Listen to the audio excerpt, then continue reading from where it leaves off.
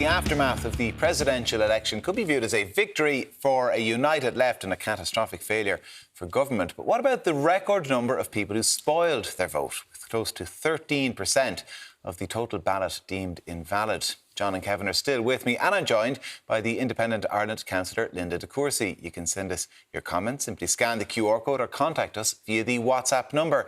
Linda, why do you think so many people spoil their votes? I think because the democratic process is actually alive and well, and that people felt like, you don't automatically get someone's vote. You have to earn their vote.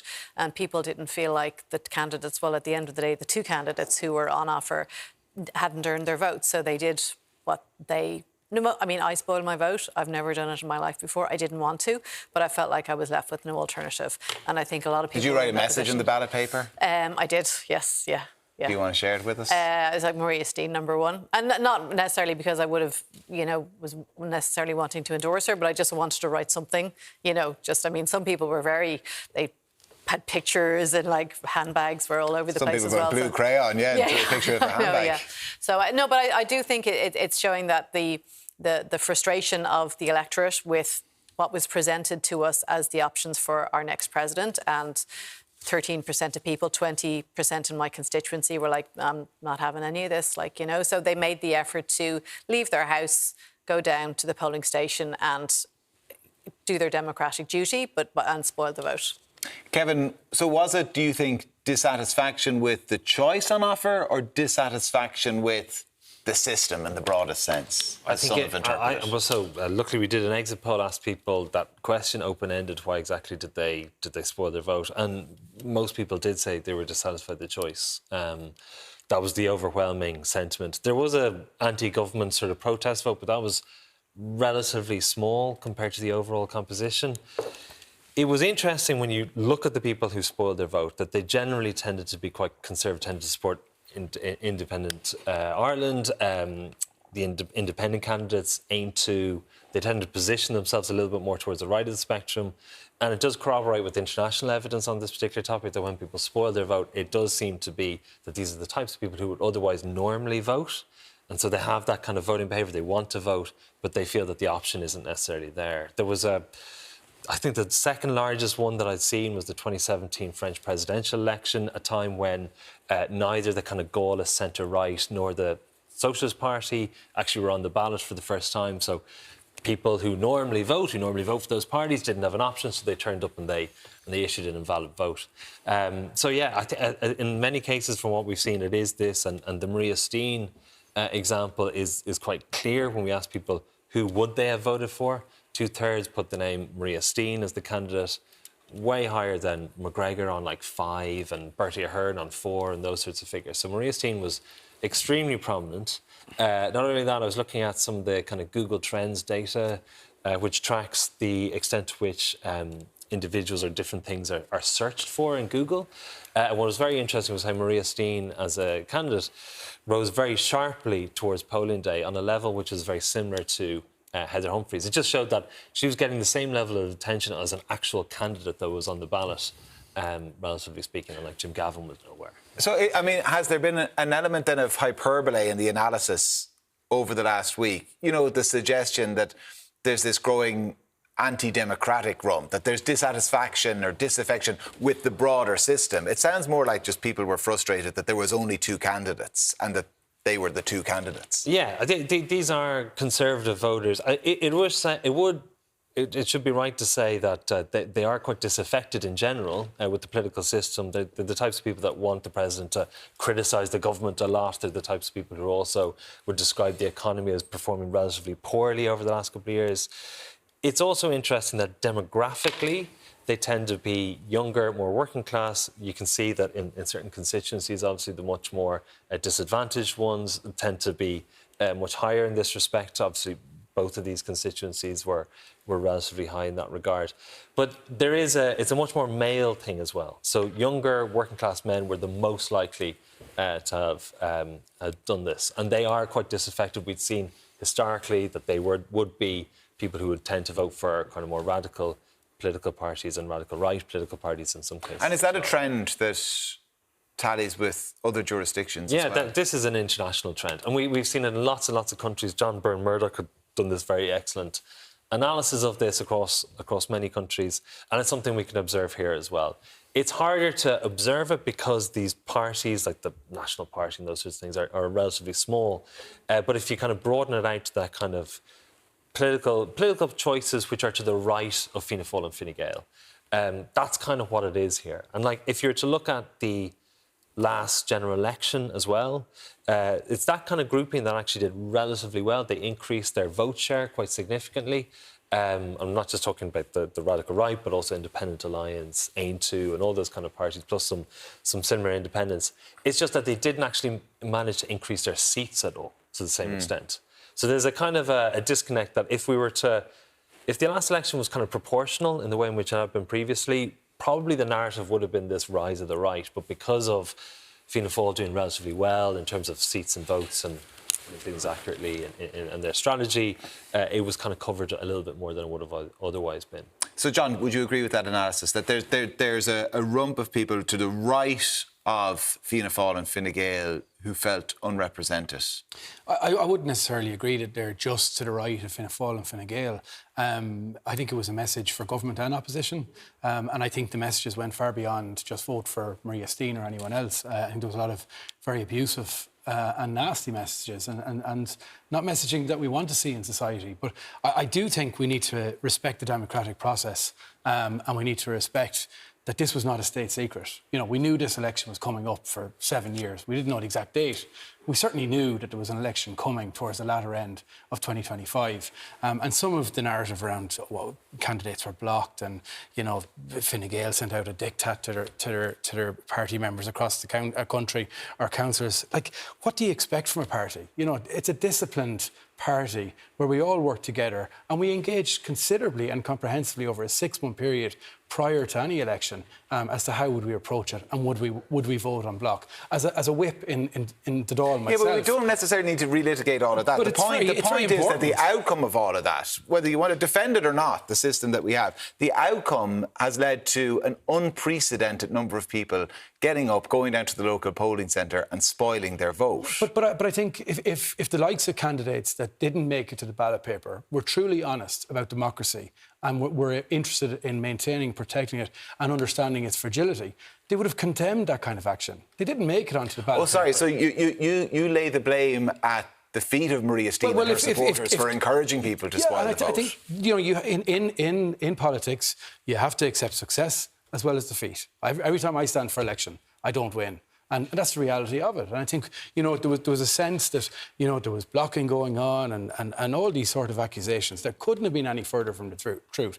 You know, as a party in Fine Gael, we will obviously review our performance, and we will look as part of that as to what exactly happened. Yeah, voters have their own agency, though, as well, and they can make up their own mind. They're not that easily led, are they? No. I mean, if they were that easily led, Heather Humphreys might have done a bit better. Well, candidates... Fine Gaelers might have actually voted for her. Did remarkably well, she to be fair. Awful. She got a higher percentage than we got in our general election. You know, we have grown as a party. We returned every bit much of councillors in last year's local election. We returned 23 new TDs in the general election. And we did have a strong performance, considering we were a one-party candidate compared to 5, 6, 7 parties, whatever you're having yourself, parties, coming together on the left and having an alliance where you had several social media platforms, you had a pile of resources being all filtered into one particular candidate, and it almost met a David and Goliath scenario. Sorry, I'm sorry, John, I shouldn't kind of betray my bias, but that is laughable. The idea that a party of government are describing themselves as the David in this situation. You have to remember here, I guess, the Goliath of opposition. You have to remember here what happened exactly. There was two government candidates. One of them withdrew from, we all know that story, and it left a one-party candidate versus the rest. That was the reality of the situation that arose. And, you know, you could see it on the ground very clearly in relation to social media, in relation to participation and volunteering in erecting posters. We were relying on our one-party network and volunteers, which we didn't have when all those resources were pooled together, both financially and on the ground in terms of people getting out and supporting. So you don't accept she was a poor candidate. She was the plucky underdog who did her best. Look, we haven't discussed this in detail, but as far as I'm concerned, Heather Humphreys has served this country with distinction. She's been a formidable politician, minister. I've worked with her closely on many projects, and anywhere I've ever gone with her or visited in terms of local communities in my constituency, or even the ploughing or campaigning during the presidential election, she was always warmly received and well regarded. I think she's a good reflection of the centre ground, Middle Ireland, pro-business, pro-European, and want to get on with it. Yeah, well, the election is over. But, Kevin, what did the opinion polling suggest of Heather Humphreys' performance when she was before the media, for example? Was she warm and well-received and articulate? The interesting thing, the reason why, and I take the point that in some respects, Fianna Fáil not being there, I think a lot of Fianna Fáilers didn't turn out, but it is that the difference between the two candidates was in their ability in the debates, in the interviews and that sort of stuff. And that was very clear. So as much as the left did combine and had an advantage, because of the numbers of parties behind them and in terms of the canvassing, that was also clear. But it wasn't always going to be the case that they were going to get 68% or 63%. They needed Catherine Connolly to perform relatively well. And it was those debates that really, I think, made that big difference. I mean, the first debate, there was a massive difference in terms of the performance, and that was instrumental, essentially, in terms of the outcome. And the debates that happened thereafter, they just reinforced the same sort of thing, that massive difference in ability to communicate. Not that Heather particularly bad, but I think Catherine Connolly was a lot better, obviously. Linda, are ye the ones who are actually undermining democracy by encouraging people to spoil the vote? I mean, no, that's a totally ridiculous thing to say. I mean, we all have our own free will, 55 or 56% of people actually didn't vote, so I think it's the lowest turnout ever. And if you actually take the spoiled votes, I think it was marginally, it was very low. Very close, but also if you take the percentage of spoiled votes, away, then that's the lowest number of people who've ever actually voted for a presidential candidate. 25% of the country, of the the full electorate, actually voted for Catherine Connolly. Only 25% of the country elected her. It's a ridiculously small number. I think it's like you have to give people a choice. I mean, Fine Gael, with all due respect, they blocked councillors from voting. I mean, the democratic process is that one of the roles of the councils is to nominate candidates if they're worthy of nomination. We had a ridiculous process, first of all, whereas some days, there were 8 councils meeting candidates. That's totally unfair on someone who's trying. We're not a big country, but you can't physically get to 8 councils in one day. So we had a ridiculous situation where, people like Nick Delhanty and Gareth Sheridan, who going the council route should have had the best chance. They should have been on the ballot. They probably wouldn't have got to be Uachtaráin na hÉireann, but they should have been on the ballot. They should have had a chance to be in the debates. It would have made it more interesting. It would have challenged the 2 established candidates who were running, because, I mean, to be honest, they didn't really have any competition. They were just singing off the same hymn sheet they've been singing off for however many years. And so to have even those 2 younger men who are both coming from we're in our 30s, we can't buy a house. It's, that perspective would have been very interesting, and it would have been good for democracy. But democracy has been stifled by Fine Gael, who told their councillors you can't actually endorse another candidate. So it's very unusual, unhealthy. though, for a political party to allow members of their party to support another party. It's always been done before. And just because you allow a candidate to be nominated, again, going back to Nick and Gareth, it's very, very, very unlikely. When did Fine Gael, in which presidential election did Fine Gael have a candidate running and they allowed their councillors? Councillors always. I mean, we have had every other election has had people elected through the councils. This is the first time. When you say it's been done before, which presidential election did Fine Gael have a candidate running? They never and say actively to their blocked them. We didn't actively block them. You did. This was a dictate from Simon Harris. Listen, I'd also like to say, right? Councillor John King in Laois has actually come out and said, and he's a Fine Gael councillor, he came out and said, if you vote against the state, you shouldn't be entitled to benefits. So, with all due respect, Fine Gael don't really seem to be embracing the democratic process. For actually a councillor to come out and say, if you didn't vote the way we wanted you to vote, then the single mother with 4 kids should lose her child benefits, that the old age pensioner, on a fuel allowance and, a heat, whatever allowance, should lose their benefits. Yeah. That's what these I haven't heard that quote, and he's not here to defend himself, so I'm not sure if we can say he's suggesting that old age pensioners should lose their pension. I haven't heard it either, but I think we need to be fair to councillors that and our parliamentary party. We started a process earlier this year where we engaged extensively as to what we were going to do.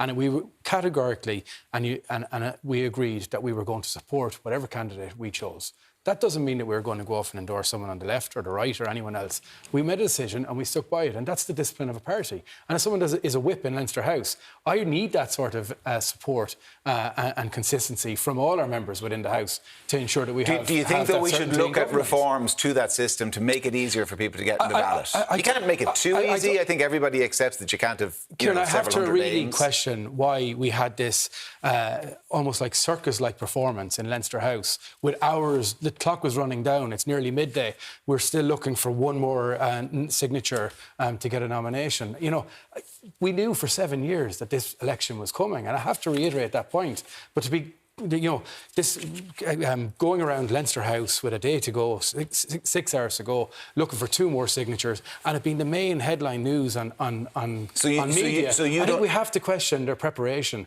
and in terms of how seriously they took it. But you don't think we should look at the system? I think, look, we have a system. We can always. The Taoiseach says we should look at it. We can always review it, but you know, when we had too few candidates, now we're saying we need to review it. The last time we had too many candidates. You know, do we need to decide on how many candidates we're going to allow run? Is that the question? I don't think there's any need to review it, to be honest. And the Dáil itself is getting bigger and bigger. You still only need 20 Oireachtas members to actually get it across the line.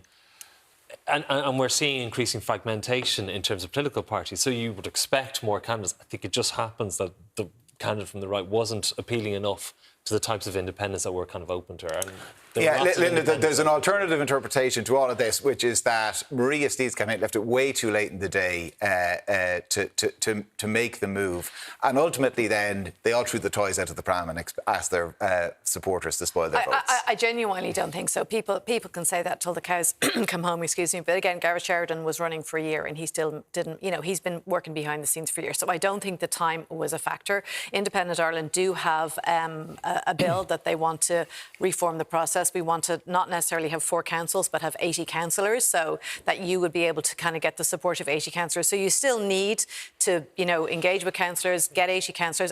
But again, it's not like obviously only one person will be elected, and the chances are it's going to be someone from a larger party. Independent Ireland only got on the bandwagon quite late, didn't they, with Maria Steed? Yeah, no, after serious convincing. Our policy always was, in all fairness, that we weren't going to be actively looking to support a candidate, but if someone came in and they had a good number of votes and were looking for extra seats, then we would sit down and talk with them. But she came in too late in the day, didn't she? Again, I don't know. Like they like it. I put this to Declan Ganley when he was here last week. She was actively blocked by people like Gerard Craughwell, by Michael McDowell. Gerard Craughwell got a WhatsApp message from one of Maria Steed's supporters on the Friday before nominations closed to ask him to support Maria Steed, and that was the first time someone from the campaign reached out to Gerard Craughwell. I mean, people had been emailing him for weeks. I emailed him. I emailed all the Oireachtas members that I thought would be independently minded. And, but if you want to run for the highest office in the land, put in a bit of effort. I mean, the highest office in the land, you might think it's an idea. God, maybe I should meet Gerard Craughwell. I only need to meet 20 of them.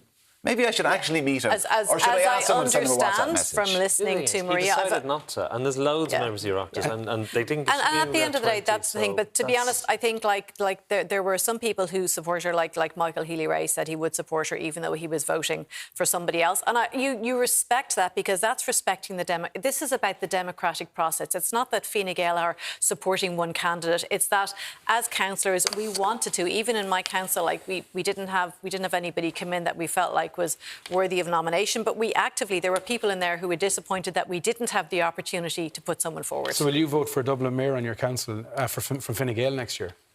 No, I won't. I won't support Fine Gael. So that's my choice. But again, that's the democratic process. I choose to abstain from voting.